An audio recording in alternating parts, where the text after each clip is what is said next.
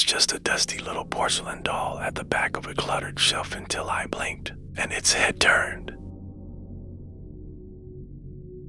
I work for a small estate sale company in upstate New York. Most of our auctions are mundane old furniture, coin collections, things like that. There was a heaviness to it, like the air didn't want to move. The living room still had all its furniture in place, as if someone had just stepped out for groceries and never returned. But in September of last year, we were asked to handle the contents of the Merton Estate, an old colonial home that had sat abandoned since the late 90s. But that night, while uploading photos to our website for the auction, I noticed something strange. The owner, Walter Merton, had died alone in the house, and his only surviving relative wanted nothing to do with the place. Inside was a cluttered mess book stacked to the ceiling, a warped wooden desk covered in yellowed papers and shelves lined with odd trinkets. In the corner sat a glass display cabinet. Inside it was a single porcelain doll about a foot tall in a faded blue dress. Her eyes were glassy black, and her mouth was shaped in a subtle smile that felt just a bit too wide.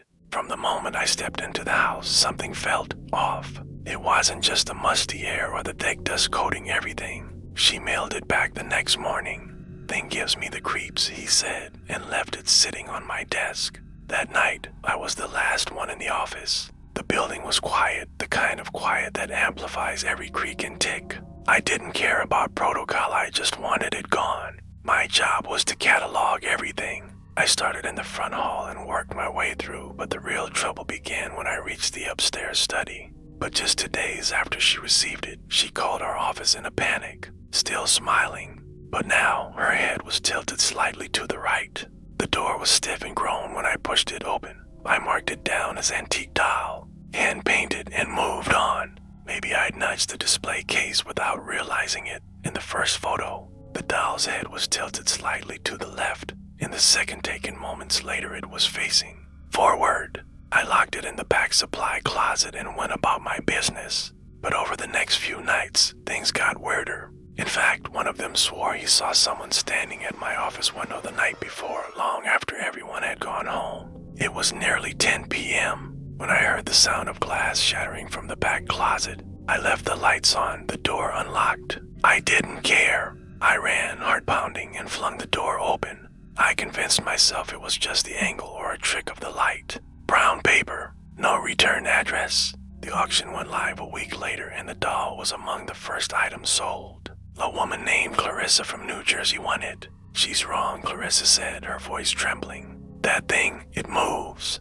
I hear it walking around at night." I tried to reassure her, offered a refund, but she insisted she didn't want the money, she just wanted the doll gone. When the box arrived, our warehouse manager refused to even open it. I didn't want to deal with the doll, but curiosity got the better of me. I opened the box. There she was, nestled in crumpled newspaper. I closed the box and drove straight to the dump.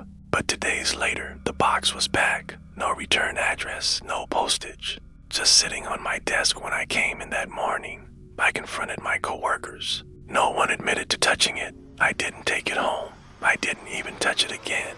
One evening, as I was closing up, I heard footsteps behind me, slow, deliberate. I turned, nothing. Another time, the lights flickered in the hallway as I walked past. I could swear I heard a faint giggle, high-pitched and breathy. Then came the final straw. I stayed late one Friday to finish a backlog of listings. The display case, yes, somehow it was in there with the doll again, was in pieces. And the doll was gone. I searched the office top to bottom, nothing. But when I returned to my desk, she was sitting in my chair, head tilted forward, eyes staring up at me. I didn't scream. I couldn't. I had just backed out of the office, got in my car, and drove. The next day, I quit. Don't work auctions anymore. And yet, every now and then, I'll find a package on my porch. And inside, just newspaper and the faint smell of old dust and rosewater.